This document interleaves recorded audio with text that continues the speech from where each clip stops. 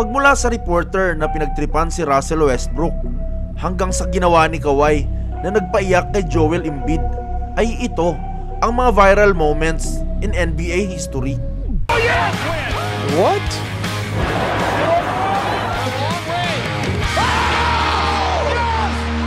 Simulan nga natin yan sa kalokohang ginawa ni LeBron James at Shaquille O'Neal.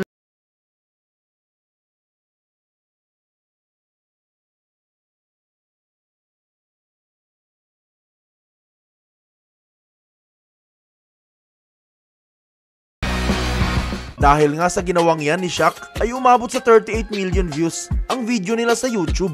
Isunod naman natin sa oras na iniwang gulat ni Kobe Bryant ang 84 milyong katao. Unless he thinks he can entice Kobe Bryant to get thrown out. And he fakes the ball. I mean, you're not going to get into the head of Kobe Bryant. Ni hindi man lang kumurap si Kobe, hindi talaga papasindak to. Ibahin naman natin ang susunod na kwento dahil isang reporter ang nagtanong kay Russell Westbrook at ang interview na ito ay naging isang viral memes. Russ, did you guys lose this game or did the Jazz win this one? What? Bro, what are you talking about, man? Bro, I'm out, man. I'm tripping. Ano ba kasing klaseng tanong yan?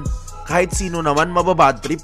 Sa susunod naman nating moments ay ito na marahil ang pinaka-viral na prank in NBA history. Hey guys, I'm here with my friend Baby T and we're gonna give a Halloween scare to my teammates. We got the Rook, so get on Baby T.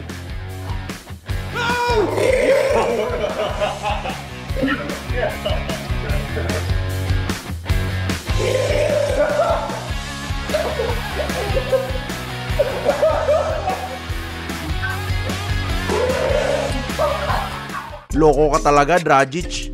Ang tindi mo mag-prank.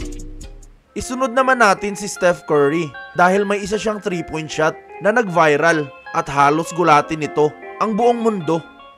They do have a timeout. Decide not to use it. Curry, way downtown. Bang!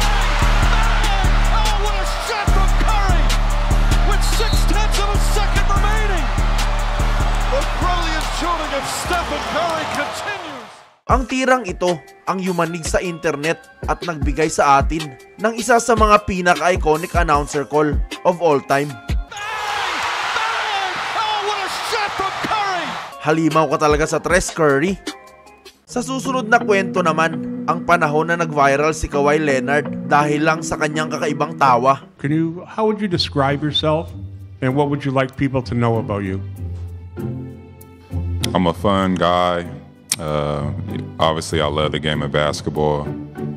I mean, it's just more questions you have to ask me in order for me to tell you about myself. I just can't give you a whole spiel. I don't even know where you're sitting at. Para ka namang robot kung tumawa. Speaking of robot, ay mala-robot ang ginawa ng fan na ito na naging dahilan din para maging viral siya.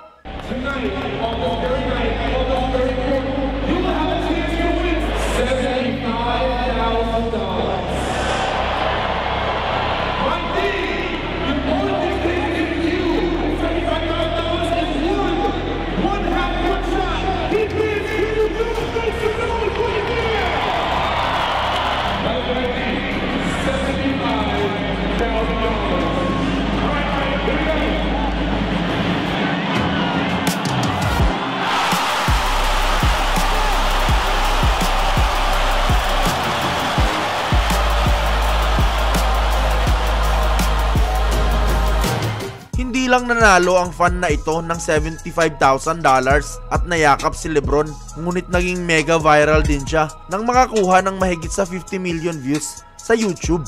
Ang fan na ito ay isang legend at kung legend lang din ang pag-uusapan ay kailangan nating banggitin si Jordan dahil dito ay pinagbidahan ni MJ ang pinaka-viral documentary sa kasaysayan ng NBA, ang The Last Dance.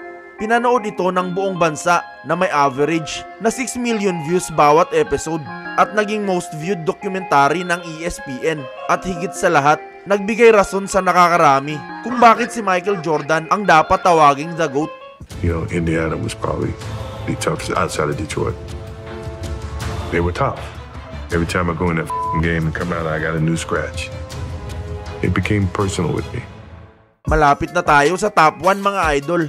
Kaya lahat ng mapapanood nyo ay talaga namang viral worldwide. Dahil noong 2016 NBA Finals, gumawa si LeBron ng most viral block of all time. Rebound taken by Iguodala. Iguodala to Curry, back to Iguodala, up for the layup. Oh, blocked by James. LeBron James with the rejection.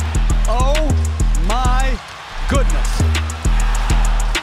Great pass by Curry, running hard by Iguodala, and superhuman defensive recovery by LeBron James. Sobrang clutch ng supalpal na yan ni LeBron dahil isa ito sa mga naging dahilan kung bakit nanalo ang Cleveland sa Game 7 ng NBA Finals. At speaking of clutch, ay isunod naman natin ang viral na ginawa ni Kawhi na nagsanhi upang umiyak si Joel Embiid. Defended by Simmons. Is this the dagger?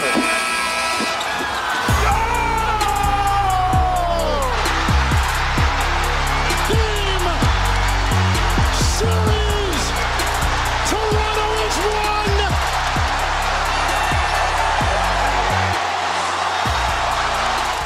Kawawa ka naman Embiid, malamang hindi mo makakalimutan yan sa buong buhay mo.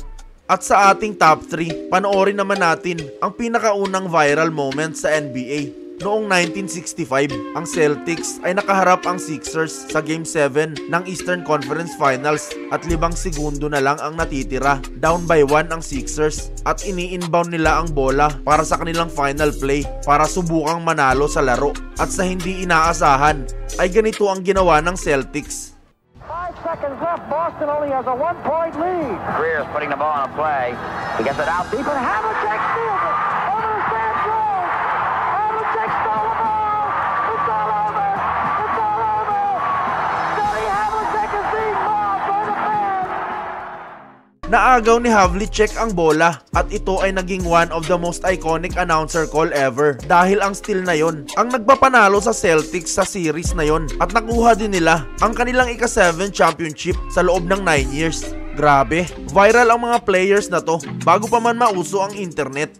At sa ating top 2, pag-usapan naman natin si Magic Johnson dahil masyadong viral ang nangyari sa kanya noong 80s. Si Magic ang naging mukha ng NBA, nanalo ng 5 kampyonato kasama ang Lakers at naging isa sa mga biggest stars sa liga. Noong 90s, tila nasa panahon na ang pamamayagpag ni Magic sa liga ay hindi magtatapos. Ngunit noong November 7, 1991, ang kanyang buong mundo ay gumuho nang hindi inaasahan. Nag-host si Magic ng isang emergency press conference kung saan sa harap ng NBA commissioner, mga reporters at milyon-milyong tao sa mundo ay gumawa siya ng hindi inaasahang announcement.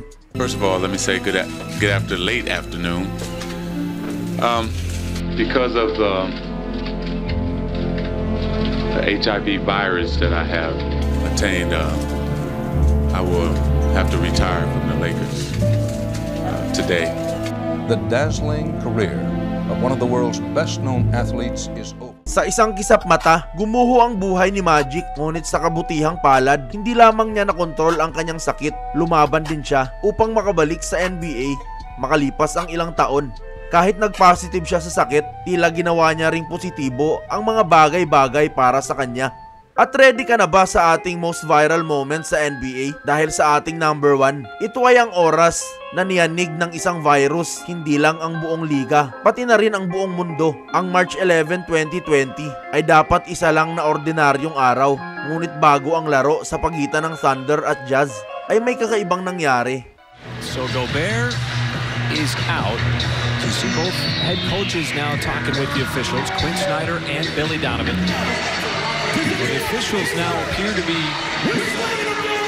clearing the floor. The game tonight has been postponed. You are all safe. And take your time in leaving the arena tonight and do so in an orderly fashion. Thank you for coming out tonight. Kinansila nila ang larong ito at pinauwi ang lahat ng tao na ikinagulat ng mga tagahanga at manlalaro at nang maglaon ng gabing iyon, naging malinaw ang lahat. I'm Scott Van Pelt here at ESPN. This astounding and unprecedented story continues to evolve At halftime with Adrian Wojnarowski, I suggested that we would speak to him soon. I had no idea that it would be this soon. He has just tweeted within the past 2 minutes that the NBA is suspending the season. And Woj, I turn to you. What can you tell me? How'd this happen? Well, Rudy Gobert has tested positive for the coronavirus, but this is the last night of NBA games for the foreseeable future. Ito ang pinakamasamang bangungot ng liga dahil napilitan silang kansilahin ang 258 games sa NBA at ang mga players ay walang pagkakataong maglaro ng basketball kaya habang mahigpit ang mga patakaran ng COVID sa buong mundo. Sa halip na i-dominate ang basketball court, nagpakasaya ang mga manlalaro na duminahin ang internet mula sa Twitter, TikTok, Instagram at lumikha ng mga viral videos.